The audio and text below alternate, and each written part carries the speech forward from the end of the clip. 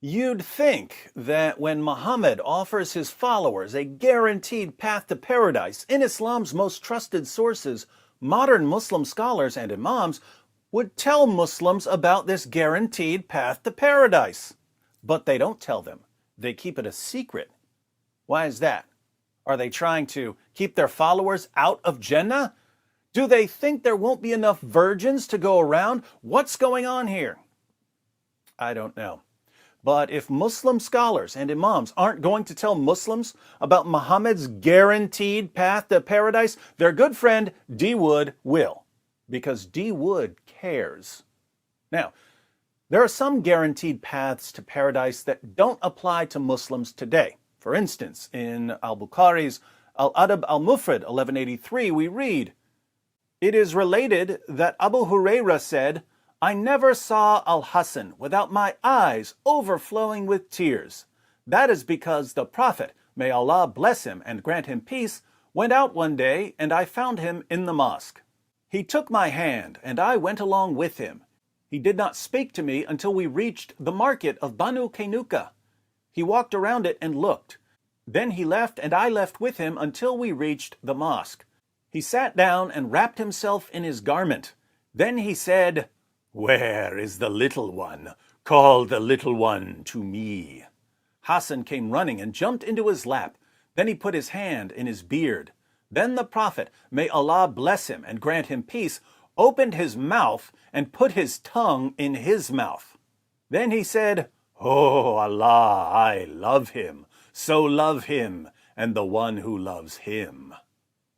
According to another hadith, Musnad Ahmed 16,245, Muhammad would suck on the tongues and lips of little boys. But he explained why. He said he guaranteed that if he sucked on a little boy's tongue or lips, that little boy's tongue or lips would never be tormented by hellfire.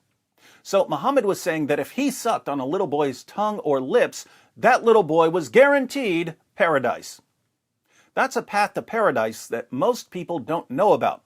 But it's not relevant to most Muslims today, since most Muslims aren't tiny little boys and Muhammad's not around to suck on their tiny little tongues and lips. We're looking for a path to paradise that's still available. And fortunately for Muslims, there are some paths to paradise that are still available.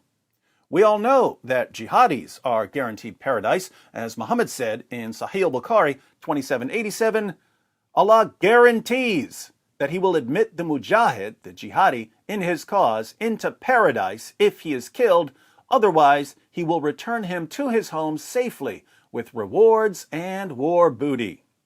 But that's pretty common knowledge. We're looking for a path to paradise that Muslim leaders have kept hidden. Here's one, Sahih al-Bukhari 6807. Narrated Sahal bin Sa'ad, the Prophet said, "Whoever guarantees me the chastity of what is between his legs, i.e. his private parts, and what is between his jaws, i.e. his mouth, his tongue, I guarantee him paradise." The translator tries really hard to make this sound less creepy by adding some clarification in parentheses. He adds the chastity of his private parts and his mouth, his tongue. If we take out these additions, we see what Muhammad actually said. He said, "Whoever guarantees me what is between his legs and what is between his jaws, I guarantee him paradise." Now, this is something that Muslims should take very seriously. After all, their prophet is guaranteeing them a one-way trip to paradise if they simply guarantee him their penises, their testicles, their mouths, their tongues, and perhaps their buttholes. Same general vicinity as the penis and testicles, but on the opposite side. When Muhammad guarantees you a one-way trip to paradise, you should listen if you actually believe he's a prophet. But what does Muhammad mean? Well, there are two ways to interpret this, and they're both really bad. The first way to interpret this would be the sexual interpretation. Muhammad wanted his followers to promise him their private parts for all eternity, and he guaranteed them paradise so that they'd be able to keep their end of the bargain. We wouldn't normally go with such a disgusting interpretation, but when we examine Muhammad's life, there isn't much we'd put past this guy. He was a total pervert. The second way to interpret this hadith would be the shirktastic interpretation. This is the interpretation the translator was trying to present when he added the words, the chastity of. According to this interpretation, Muhammad was telling his followers to guarantee their chastity. But notice, Muhammad didn't say that people who guarantee their private parts to Allah are guaranteed paradise. He said that people who guarantee their private parts to Him are guaranteed paradise. Whoever guarantees me what is between his legs and what is between his jaws, I guarantee him paradise. I thought Muhammad was just a messenger. Why is he telling his followers to promise their penises and testicles and mouths and tongues and, frankly, their buttholes to him rather than to Allah? He's just a messenger, right? You know what we call a messenger today? We call him a mailman. Muhammad is supposed to be a mailman delivering a message from someone else.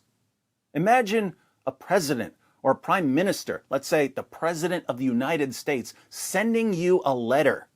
The mailman brings you the letter. That was his job, getting the letter to you.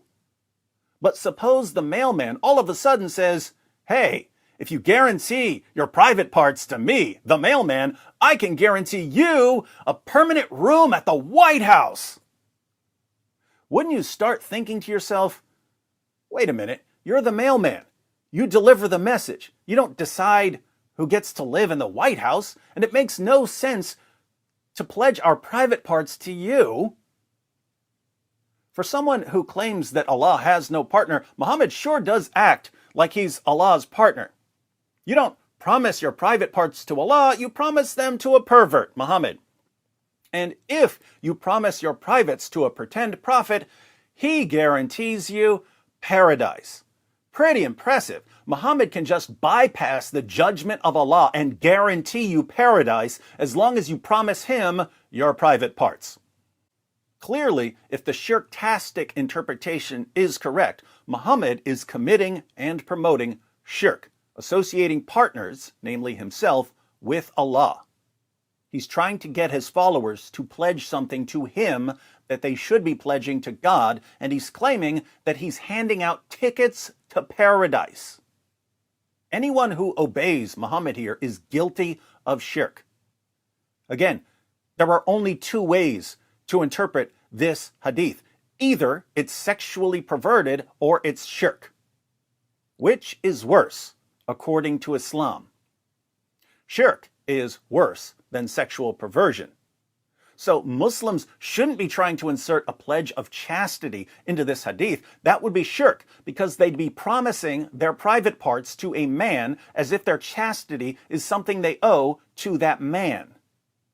But this means that Muslims who don't want to commit shirk can only conclude that Muhammad was telling his followers that he wants their penises, their testicles, their mouths, their tongues, and, dare I say, their anuses for himself in paradise. I know it sounds revolting, but those are the only options. Either Muhammad was committing and promoting shirk, the unforgivable sin, or he wants his followers to promise him their privates for some presumably perverted purpose. To all my Muslim friends out there, assuming you don't want to accuse your prophet of shirk, I only have two questions for you. One, how bad do you want to get to Muhammad's paradise? And two, is it really worth it? You proud of that. You proud of that. You proud of that. It just backfired on you. You proud of that. You proud of that. You proud of that. It just backfired on you. This is a part of our religion. There's a reason to it. Yeah?